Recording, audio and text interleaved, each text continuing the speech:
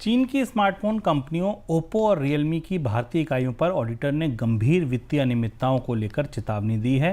Registrar of companies को दी गई हालिया फाइलिंग्स में ऑडिटर्स ने वही खातों में गड़बड़ी, अधूरी रिकॉर्डिंग और आंतरिक वित्तीय नियंत्रण में कमी जैसी समस्याओं को बताया है।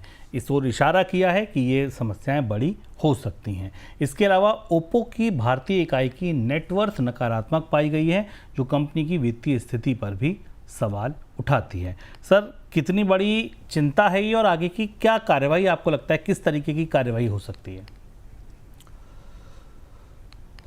शुभम, ये बेहद सनसनीखेज आंकड़े हैं जो सामने निकल कर आए हैं। ओप्पो ने ये कहा है अपने बयान में या ऑडिटर से ये कहा है कि वो फायदे में है, कंपनी प्रॉफिटेबल थी 2024 में, लेकिन कंपनी के जो आंकड़े ऑडिटर ने निकाल कर दिए हैं वो तो बेहद सनसनीखेज हैं। कंपनी की नेटवर्थ निगेटिव है, कंपनी करीब 3,551 करोड़ रुपए से निगेटिव है, ह्यूज बिजनेस लॉसेसेस हैं। इसके अलावा कंपनी ने विदेश से कर्ज लिया है, एक्सटर्नल बोरोइंग की है, और जो डेट इक्विटी रेशियो है कंपनी का जो एक्सटर्नल बोरोइंग की तुलना में है वो भी बुरी तरह उलझा हुआ है। तो एक तरफ ओप्पो भारतीय बाजार में भारतीय नियामकों को बता रही है कि वो फोन बेचकर बेहद मुनाफा कमा रही है, और दूसरी तरफ कंपनी की वित्तीय स्थिति खराब है। लगभग ऐसी ही स्थिति रियलमी की पाई गई है। रियलमी ने भी, जो कि भारतीय फोन बाजार में चौथी पांचवी सबसे बड़ी कंपनी है, उसने भी बहुत सारी रिकॉर्ड और सूचनाएं छिपाई हैं, जानकारी नहीं दी है। प्रथम दृष्टया संदेह ये लगता है कि कंपनियों ने पैसा तो कमाया है, बिजनेस भी किया है, प्रॉफिट भी कमाई है, लेकिन अपने वास्तविक चीज़ों को छिपाया और अपने को घाटे वाली कंपनियां बनाकर रखा है। और ऑडिटर की रिपोर्ट आने वाले समय में इन कंपनियों पर बड़ी कार्रवाई की वजह बन सकती है। और ये कैसे हिसाब किया जा रहा है, किस तरीके की अकाउंटिंग की जा रही है चीन की कंपनियों की तरफ से, ये इस पर भी सवाल उठता है। और इस रिपोर्ट की रोशनी में भारत में काम कर रही चीन की अन्य कंपनियों पर भी अब निगाहें टेढ़ी हो सकती हैं। देश में सामान्य से पहले और व्यापक मानसून ने एफएमसीजी कंपनियों के लिए राहत की खबर दी है।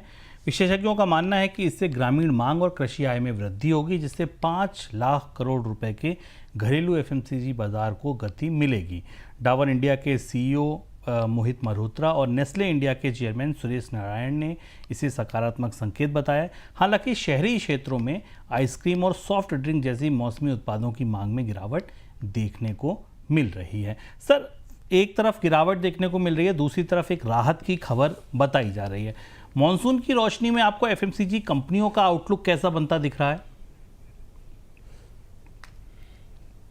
अभी थोड़ा इसे एक चुटकी नमक के साथ लेना चाहिए, क्योंकि मानसून जब भी आता है सामान्य प्रक्रिया है बाजार की। हर साल सामान्य मानसून के साथ गांवों में, शहरों में मांग बढ़ने की घोषणाएं की संभावनाएं जाहिर की जाती हैं। पिछले बार भी हमने देखा था, इस बार भी देखा था। तो ये स्वाभाविक सालाना प्रक्रिया है जब कंपनियां इसकी तरफ इशारा करती है और उनको लगता है कि बाजार में मांग आएगी। लेकिन जो पिछली तिमाही और उससे पिछली तिमाही बीती है, जिसका हमने विस्तार से अलग अलग कार्यक्रमों में विश्लेषण भी किया है, एफएमसीजी कंपनियों की सबसे बड़ी चुनौती यह है कि उन्हें वॉल्यूम नहीं मिल रहे हैं, उनकी बड़ी मात्रा में उनके सामान नहीं बिक रहे हैं। हाँ, एक राहत की बात है जो इस समय एफएमसीजी कंपनियों के लिए है, जिसका फायदा उठा सकती हैं, कि कच्चे माल की कीमतों में कमी हुई है, क्योंकि कमोडिटी की इन्फ्लेशन में भी गिरावट है, ईंधन की इन्फ्लेशन में भी गिरावट है। इसलिए कंपनियां जो पिछले 6 महीने से साल भर से रहकर अपने उत्पादों की कीमत बढ़ा रही थी, पैकेजेस छोटे कर रही थी, जिसको हम श्रिंक इन्फ्लेशन कहते हैं, ग्रामेज कम कर रही थी अपने प्रोडक्ट्स में, उनसे वो रुक सकती हैं।